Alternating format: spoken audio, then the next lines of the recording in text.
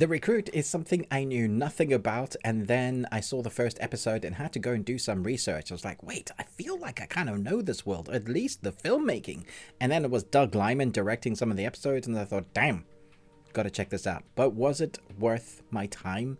There's 8 episodes, an hour apiece. That's a little bit of time to give to something that could be crap. Let's jump in. The Recruit follows a lawyer at the CIA who gets entangled in dangerous international power politics when a former asset threatens to expose the nature of her long-term relationship with the agency. This feels like something like Burn a Notice means Born Identity.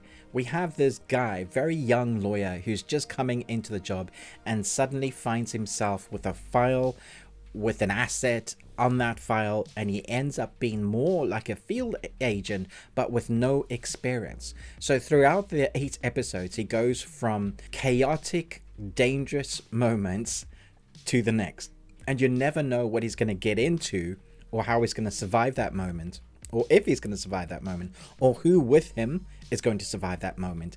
I mean, if you just go by the suits that he wears or that he borrows and how they look at the end of some episodes, you're going to be like, yeah, don't lend that man anything. There's a weird sort of storyline, and I'm choosing my words wisely because I don't want to ruin anything. There's an outer arc, a bigger arc, and then there's relationships arcs.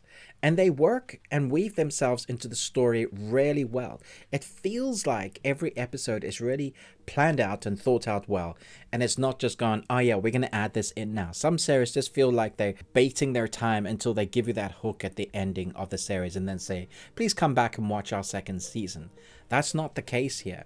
Every episode is moving forward to part of that arc, but our lawyer character, Noah Centineo, who plays Owen Hendricks, is always trying to play catch up and learn things. He doesn't even know the phrases or where to go or who to go. And then people inside the CIA seem to be out to get each other constantly. There doesn't really seem to be anybody that you can trust within the CIA. You would think, at least within the CIA, that this clandestine group would have each other's backs, but that doesn't seem to be the case. He never feels safe. And so there's this tension that plays throughout the 8 episodes because you are worried for him. So even in his downtime, you are worried for him. Not so much in life-threatening things, but sometimes it's more like in relationship things or how he's going to mess up one thing because he's always at a heightened tension of like, I'm at this level of an anxiety, and then when I steps into my office, I just keep raising and never really come down off that threat. And so we see his character go from all hope and glory to just kind of a broken down mess. And what happens with his relationships in that, with the arc, is also messy. Now, by that description and kind of what you can expect, you would think, oh, maybe this is just a really depressing story.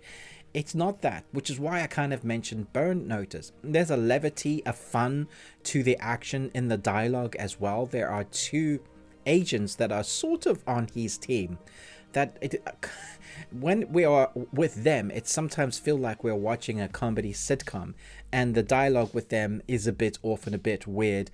I wasn't sure what we would expect it, and there isn't a lot of backstory to these characters either, which is a little bit of a negativity because I would have wanted to feel a bit more for them. Because by the time we get to the end, at least one of the characters, you are led to believe he's had a bigger, darker story. What you are is lucky. So there is that, but you have to fish that out. They don't really give too much to these characters. The thing that you glean from it is that everybody is disheveled, and they show that through little bits of lines or like dialogue, the characters, how they act. Every time our character Owen interacts with another agent, they just feel like they've gone through hell, even though you don't really know what they've gone through. And so as we get to know these characters with their relationships, you feel for them somewhat, but you never trust anyone. It's a very clever kind of nuanced in the writing, I think, is clever way to go with it. But where you feel for this character is Noah's character is a guy with an asset that he doesn't know what to do with. And when we start finding out the backstory of this asset, that's where the strength is in the story. You feel for the character, you want them to be able to do what they're trying to do without going into spoilers, and them interacting together is kind of the relationship, not saying they have a physical relationship, just the relationship that is written on screen is what you're rooting for very easily, even though it has a lot of contention. So the writing forces these characters into a situation that makes you, the viewer, on edge pretty much the most of the time, because you're wondering who to trust, what's going to happen next. And the way that's filmed as well with the score is just kind of elevates the mood. I was surprised by how much I enjoyed this series. Every episode, I felt like the writing got tighter, got better, got more fun, and I was just having a lot of fun with it. My wife and I don't often binge series, and we didn't with this one, but we did want to. It's one of those series that makes you want to click onto the next episode. And when you get to the end, I was kind of shouting at the screen. There is a moment where something happened. I was like, nah, I hope it's not what it says on the tin, what's happened.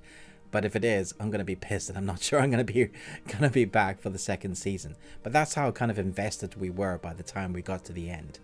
I have faith in the writers that they know what they're doing with the second season. I did kind of call some of the surprises, but I still was happy to find out those were the surprises, because I knew that would mean the writing was good. So let me know your thoughts and feelings down below. Are you excited to watch this? I presume you're watching this on day of release, as I'm releasing my embargo on day of release. That often makes you think that they don't have faith in their series, but I thought this was excellent. I'm going to give this a strong 4.5 Nicolas Cages out of 5. You got one. Congratulations. Not quite perfect, but almost there. What is your favorite spy comedy series? I think mine still might be Burn Notice, but there's so many good ones like Chuck. Do you remember Chuck? Thanks so much for watching, but most of all, until next time, remember, live long and Tuesday.